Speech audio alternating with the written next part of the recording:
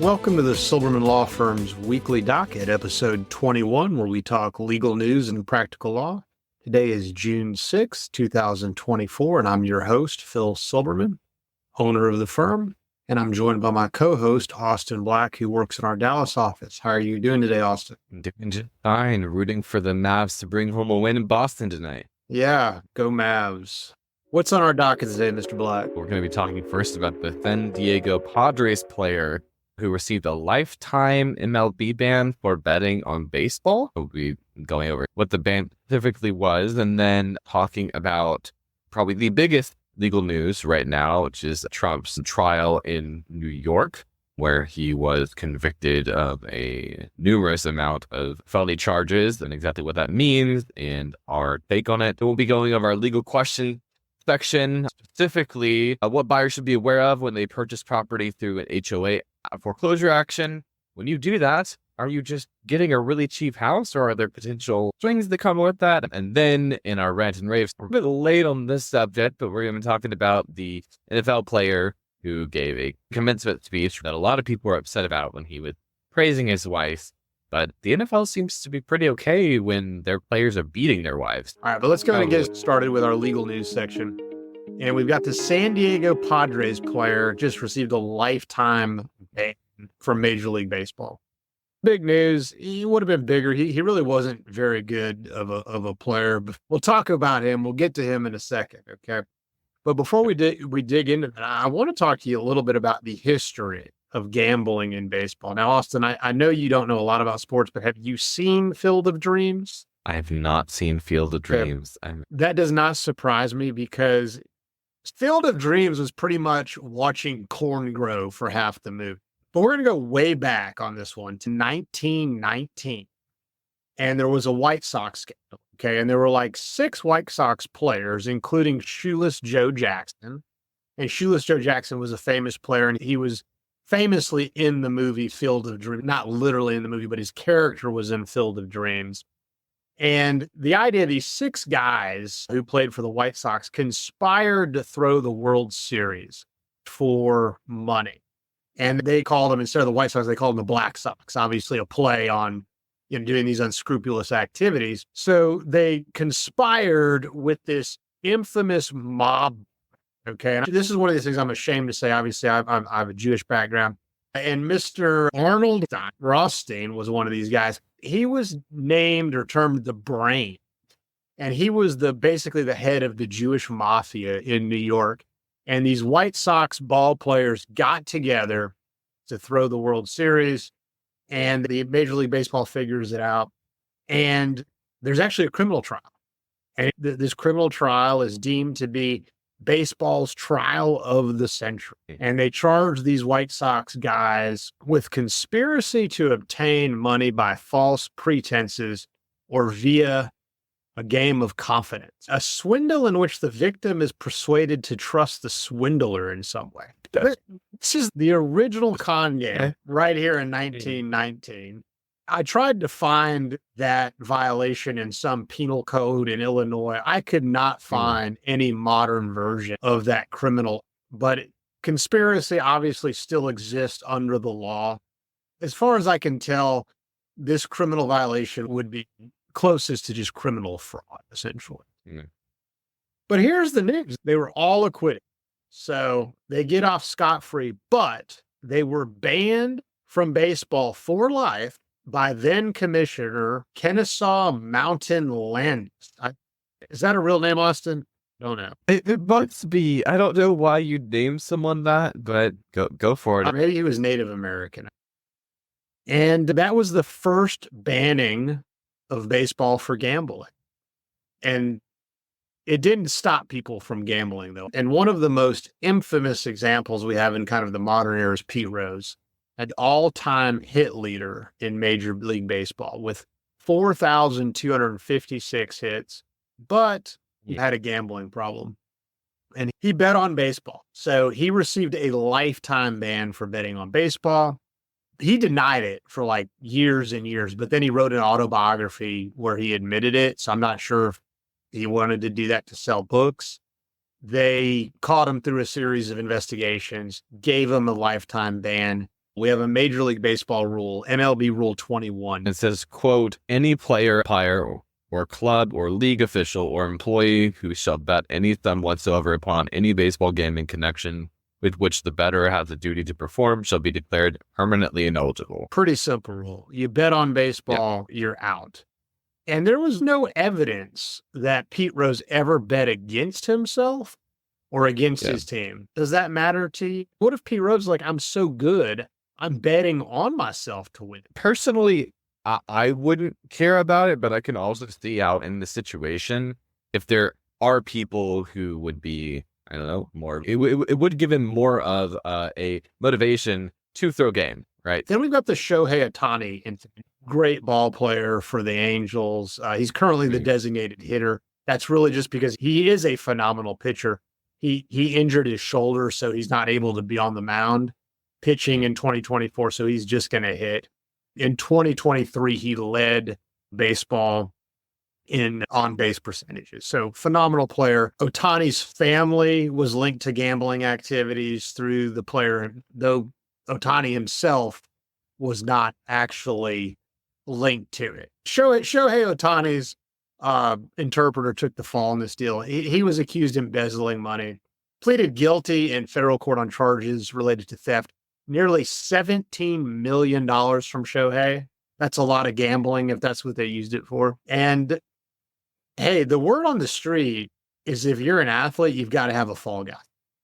Yeah, so that's a good idea. Maybe that was part of the deal. You're going to be the interpreter. You get to steal a bunch of money or get paid a bunch of money. But if anything, when the you-know-what hits the fan, you're going down. So maybe that was the deal. Scandal was uncovered through some financial audits. Shohei comes out of that unscathed by Major League Baseball, but maybe his reputation is a little tarnished. So now we get into this recent news by much lesser ball players that frankly no one really cares about, but made the headlines. Tucapito Macarno, we're going to go with that, was banned for life. Venezuelan ball player, below average second baseman, played for the Pirates, got a lifetime ban recently. He had like low 200 batting average to show you how good this guy was. He's a major league ball player, so give him some credit. I'll take your word for it that that's bad. He was on the injured reserve. He wasn't even playing. And he just started betting 387 bets, some of them on his team, but he wasn't playing in the games. He bet over 150 grand. I think the data we have is that he did not win. We have a statistic here. He won just 4.3% of wage. 4.3. So let's break that down. Just use round numbers. If the guy bet 100 times, he lost, let's just say 95 of those times. Yeah, let's be conservative. So he was almost as bad a gambler as he was a baseball player. So they just banned him from playing baseball. That's like a big deal. That would be like you being banned from being a lawyer. You got your bar card pulled. You're out. No, I get that. I feel like maybe they should have just banned him from gambling. That would have helped him, I think. I don't think they have the power to do that. And this brings us to a legal topic. The power to regulate these ball players is based on a CBA, a collective bargaining agreement. And in the law, if you have unionized employees, which in this case, the Major League Baseball players are in fact unionized. So the union appoints some members. They bargain collectively on behalf of all the ball players with Major League Baseball. And in the contract, in the union contract, it explicitly prohibits gambling and players agree to those terms. So we were not able to find any modern legal cases of like Pete Rose or Tuco being charged with criminal prosecution. That could have been from the fact that they tried it in 1919 to criminally prosecute these guys. Didn't work. Jury acquitted them. And maybe after the Black Sox scandal in 1990, prosecutors have been very reluctant based on that. They figure we're not going to get a jury. And in today's era, right, the era of DraftKings and FanDuel and all that, good luck getting a jury to some guys who gambled. To convict them. To convict them. They may take it a little more serious if they gambled on themselves. I think this is the part of the show, Austin, where we need to say, if you have a gambling problem, go find a number to get help. I don't have that number But if you have a gambling problem, there's a number out there. The number is 1-800-GAMBLER, by the way, in case anyone actually That's listening actually needs the that. number. Yeah.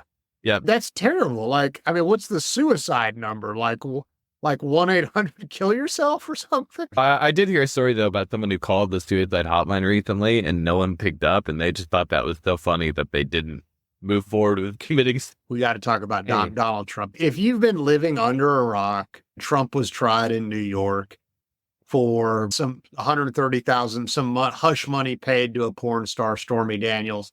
The hush money payments are not illegal. The New York prosecutor had to charge him with something. They charged him with falsifying business records, which is just a misdemeanor in New York. There had to be another crime associated with that falsifying business records to raise it to a felony. So Trump gets convicted. Jury comes back guilty on all 34 counts. That was surprising to me. Trump, of course, say the whole trial's rigged. The judges out to get him. And I'm not a Trump fan, all right, in full disclosure, but I did not like this trial. It felt like political persecution. It is strange to me, and it seems like there's grasping at straws. And then we're about to talk about, even with this one, there were procedural issues with it. So here's the legal theory. And the idea, if this is going to get overturned, here's the best idea that I've seen, and these are not my original thoughts, is that Donald Trump did not receive due process. And most of that argument is stemming from the fact that he did not have an opportunity to defend. He did not get adequate notice of the jury charges, and therefore he did not have an opportunity to properly defend on that second crime. He didn't get adequate notice of the second crime because the prosecutor is hiding the ball. Like, no one knew, including the Trump defense, what was this elusive second crime that he's being accused of. And the indictment did not specify the second crime. Okay. So during the trial, it was only revealed, after the evidentiary phase. And that what was the second crime? It was crimes other unlawful, federal election law, falsification of other business records, and violation of tax law. So very late in the game did Trump get notice of this second crime. And that's the idea. Okay, he wasn't afforded due process, and that's why it's going to be overturned. Did not have the opportunity to defend. And the other concept here is this thing being unanimous. And if you're a juror in a criminal case, there has to be a unanimous decision. Not that he was guilty, but it has to be unanimous on all of the elements of the charges. And we've got some cases on that. Cole v. Arkansas from 1948. That one established the necessity of the notice of specific charge. And that goes back, that's not talking about whether it was unanimous. That's talking about, did he get notice of the specific charges, specifically that other crime? And then it was Schott v. Arizona in 1991 that addressed the need for specifically unanimity in criminal verdicts, especially when the means of committing the crimes are broad. Yeah. So you got a lot of different crimes there. The jury has to be unanimous in there. And there's some evidence that the judge did not give the proper instructions to the jury, because I think the jury even had some questions about it. And the jury was actually instructed that they did not need to be unanimous on what unlawful means. From a guy, myself, from Phil Silberman here in Texas. I know you think everyone from Texas is a Trump supporter and all that. But from a guy who's not a big Trump supporter, this has some real problems. The other thing we're hearing a lot is the United States Supreme Court is going to overturn this. I don't know if I buy that, but I at least need to address the theory. The theory here would be that Trump is somehow immune, as a previous president, from this type of prosecution. Presidents or the idea that presidents are immune from all sorts of crimes is a bit ridiculous. If a president were to commit some heinous act of murder, then certainly the president could be prosecuted for that sort of thing. And I don't think the Supreme Court is going to just give Trump blanket immunity.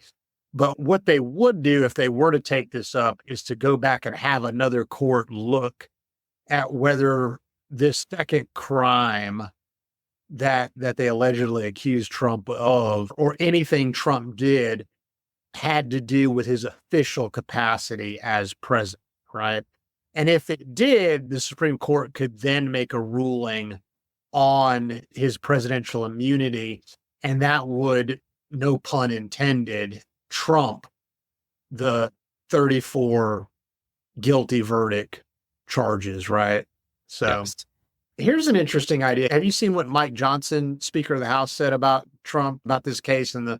I thought this was really inappropriate. Mike Johnson said, quote, to Fox News that he believed the Supreme Court should step in on the verdict. I'm implying that he may have spoken with some of the justices about Trump legal issues, which again, just seemed really inappropriate. And again, he said, quote, I think that some of the justices on the court, I know many of them personally, I think they are deeply concerned about that, as we are. So I think they'll set this straight. This will be overturned, guys. There's no question about it. It's just going to take some time to do it. Super inappropriate for someone in one branch of government to be talking like that about sort of collusion with another branch of government. Exactly. Our three branches of government, executive, judicial, and legislative, are supposed to be independent. Mike Johnson, being part of the legislative branch, is supposed to be independent of the judiciary. And to imply that he has any influence over a tribunal. So I don't know if Mike Johnson's a lawyer. A lot of them are lawyers. Like, that would be a violation of the Texas Rules of Professional Conduct to imply that you have some sort of sway over a tribunal, let alone to imply that you have some sort of sway over the United States Supreme Court, the highest court in the land. All right, so let's go ahead and answer some legal questions. Moving on to our next section. What should buyers be aware of when purchasing property through an HOA auction? So an HOA foreclosure auction usually is instituted due to fees or other sorts of assessment that the homeowner has racked up owed to the HOA that they can assess according to their bylaws, covenants, and restrictions, right?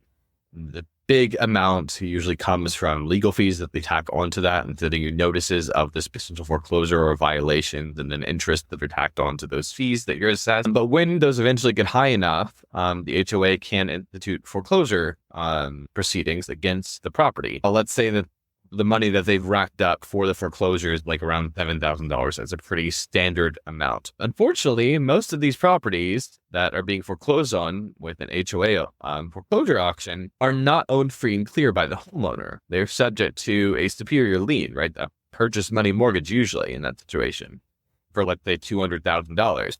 And then the HOA lien on the property that they're foreclosing on is only $7,000. So if they sell that property at a foreclosure auction, you don't get the full property free and clear. It's going to come subject to that superior mortgage. So a lot of people look and they say, oh, look, here's a $200,000 property I'm getting for $7,000. Such a great deal, right? And they purchase it, and then they don't realize that it can still be foreclosed on by that superior lien. Yeah, that's exactly right. Let me add just a little bit of color to this and tell you what's happening all over the state of Texas. You have all these auctions going on at this designated place, the courthouse, in all these counties across Texas on the first Tuesday of every month. And everybody thinks they're going to be the next greatest and real estate investor that's going to make millions. They go and flock to these courthouses. Now, there are some very sophisticated buyers down there, but there's also a lot of novices. These novices, these greenhorns, go into the auction, and a lot of times they don't have a lot of money to spend, or they have their life savings. And they're sitting around the auction, and up comes a property that's worth $200,000 that they can buy for 10 grand, 20 grand, 30 grand, 40 grand. And they're like, I just bought a $200,000 property for $50,000. Yes, I've finally done it. I'm a real estate guru. And then they quickly figure out that they did not get such a good deal. And that's what Austin's talking about. Turns out that the mortgage bank who lent the money had a superior lien to the HOA fees. So when they did the HOA auction, that lien was not wiped out. So they ended up basically overpaying for a property. Maybe the $200,000 property they bought for 50 grand, that had a $200,000 lien on it. So they just threw away $50,000, right? Then they call us Monday before the first Tuesday of the month. Yeah. And they're like, my property's up for foreclosure tomorrow. What do I do? I was like, you should have called a lawyer before you bought. Right. We get two calls. The one you're talking about before the auction is often the homeowner that's waited to the last Sure. minute that's getting foreclosed on. And then the call we get like a week after the auction are these novice investors, like they finally figure out, oh crap, I just way overpaid for an HOA foreclosure property. Mr. Attorney, Silberman Law Firm, Mr. Black, Mr. Silberman, please help me and get me out of it. It's my life savings. That's the call we get a week later. Please help. How we go about solving those problems is beyond the scope of this podcast. Yeah. But Requires a lot of negotiation where the is on the other side. So yeah, sometimes it can be successful and there are things we can do to help. We just don't have a lot of bargaining power usually. And I think what needs to happen, and the HOAs don't want this to happen, there needs to be a big sign, caveat emptor, buyer beware, the sign right down to the auction house. Be very careful when buying HOA foreclosures. These properties are usually subject to a superior bank loan. And I've thought about going down there to do a public service, like wearing like the guy on the corner who's come by the furniture or come by whatever, and he's doing a little bit. Like I'm gonna go down there with a little sign says, "Be careful, don't buy these HOA properties. They're usually." I'm doing a public service. Maybe we should have one of the associates go down there and do that as a public service. I really want to move on to this, a rant and rave section, which is my favorite part of the show. I'm super fired up about this. Harrison Butker, he's a kicker for the Kansas City Chiefs. No one really ever notices the kicker, right? Until he misses. It's only when you screw up is someone going to take notice. He was giving a commencement speech at a Catholic private college somewhere in Kansas. I think it's Benedictine College. And he sparked a lot of controversy in the speech. My favorite thing about Harrison Butker is his Instagram handle, ButtKicker7. He stirred up controversy on many things, but one of the things I want to focus on that really just got me fired up is his quote about women and specifically his wife. So I've got the transcript here, and Austin, it's a rather long quote, but I want you to, for our listeners, I want you to go ahead and read, because a lot of the mainstream media out there is not giving you the whole quote. This is the whole quote. They've taken bits and pieces of it to give you rage bait, but the Go full ahead. quote is, how many of you are sitting here now about to cross this stage and are thinking about all the promotions and titles you're going to get in your career? Some of you may go on to lead successful careers in the world, but I would venture to guess the majority of you are most excited about your marriage and the children you will bring into this world. I can tell you that my beautiful wife, Isabel, would be the first to say that her life truly started when she began living her vocation as a wife and as a mother. I'm on the stage today and able to be the man I am because I have a wife who leans into her vocation. I'm beyond blessed with the many talents God has given me, but it cannot be overstated that all of my success is made possible because a girl I met in band class back in middle school would convert to the faith, become my wife, and embrace one of the most important titles of all, homemaker. Yeah, that was him talking specifically to the women in the audience. And after he said that, applause, we have an applause lasting 18 seconds after that quote. I think it was one of the sweetest things ever said about a wife. Tell me the truth. Okay. You're a young, hip millennial. Yeah. Is this wrong? Is this inappropriate? I don't think that there's anything wrong with the second paragraph of that, right? Where he's just talking about, I could tell you my beautiful wife, Isabel, etc. Yeah. The beginning where he says, I would venture to guess that the majority of you are most excited about your marriage and the children you bring into this world. I think maybe that's a little bit presumptuous, possibly. When it's at a commencement where these women have finished their degree, and maybe that is true. Maybe a lot of them are maybe more excited about their marriage and potentially being homemakers later, and maybe in addition to their career, or maybe foregoing it later. I don't know, but I do think the venue that he chose to say this, I think may have been a little bit inappropriate. Now that's interesting to me. So you would have completely agreed with it if it had been a speech to like a group of graduating high school seniors in a home economics class. Sure. I think that all the outrage over this is ridiculous, but I think he could have been more diplomatic about where this was said. Okay. That's all all. right. Yeah. Fair point. I think the whole thing is great. It did strike me as maybe a little bit presumptuous. He does give him some credit. It's like many of you may go out and get some careers. Maybe the presumption is you're more, for those of you that are going to get careers, you're probably more excited about the children you're going to have. So Yeah. I can lend some credibility to that theory. So it's controversial portraying women as homemakers, being viewed as misogynistic and out of touch with modern views on gender is the rap. The NFL's response to that distances itself from Butker's views, emphasizing its commitment to inclusion. The NFL stated very clear that Butker's views do not align with the league's values of inclusion and diversity. So here's my take on it. The NFL doesn't agree with women being homemakers and being this influential, this rock and supporter for their husbands. I guess the traditional role of the woman as opposed to the modern role of women. But they're okay. They see the NFL seems to be more okay with beating your wife or beating your fiance or your girlfriend. Then they don't seem to distance themselves from that as near as much as this. And we've got some examples. We're going to go through some of these players who have gotten into some trouble. And I would say, in fairness, the NFL, it's not like they condone it. I just don't think they're Sure, but did they come put out a statement saying, "Oh, we strongly believe in not beating women"? That happens way more than people coming out than NFL players coming out and giving a commit speech. Some people may take as much. I don't know. Well, let's go through the list here. Ray Wright, Baltimore running back. He beat his fiance and got a 2-game suspension. 2 games for beating your fiance.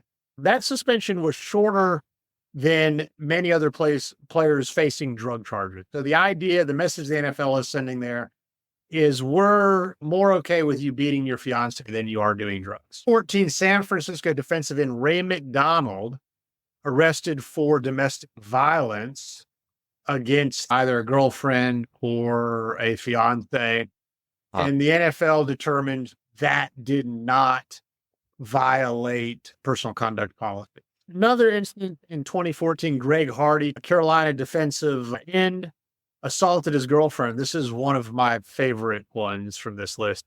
Used physical force, causing her to land on a futon that was covered with at least 4 semi-automatic rifles. So how many automatic rifles do you need to throw the girl on? Okay. I don't know. I'm sure our government will fund a study about that. The NFL here, they originally gave him a 10-game suspension, but later reduced it to a 4-game suspension. I think the 4 games were part of an arbitration proceedings. Probably not.